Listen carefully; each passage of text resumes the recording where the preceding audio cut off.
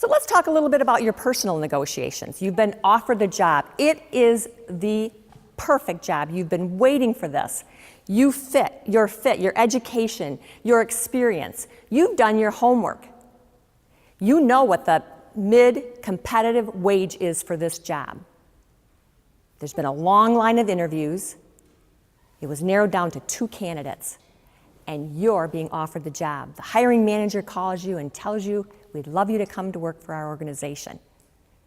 Do you make a counteroffer? Often I hear, oh, I wouldn't think of doing that. What if they retract the offer? Another best idea for your sheet, write this down. The answer is no if you don't ask. The answer is no if you don't ask. You are already at no. Second main point about salary negotiations that you have to remember is the hiring manager is very likely going to regret the offer to you if you don't counter. They expect you to counter. And as far as worrying about, well, gee, they've got that second candidate. If I say no, they're just going to offer it to him.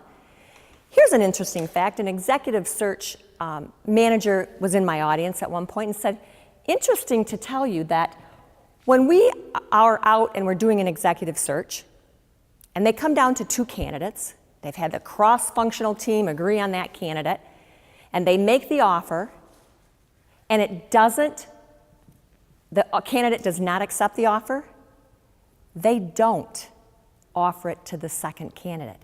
They start the process over. So think about the expense and the time and the energy. They want to negotiate. She gave another example to think about when you're cautious about whether you want to counter the offer. She said, think of it like a marriage proposal. He's down on his knee. He looks up into her eyes and says, would you marry me? And she says, no, I really don't think we're a good fit. He pops up and he says, that's all right. I got another candidate right over here. The answer is no if you don't ask. You need to be prepared. There are 3 common negotiation mistakes: a failure to plan, ignoring your alternatives, and underestimating your position.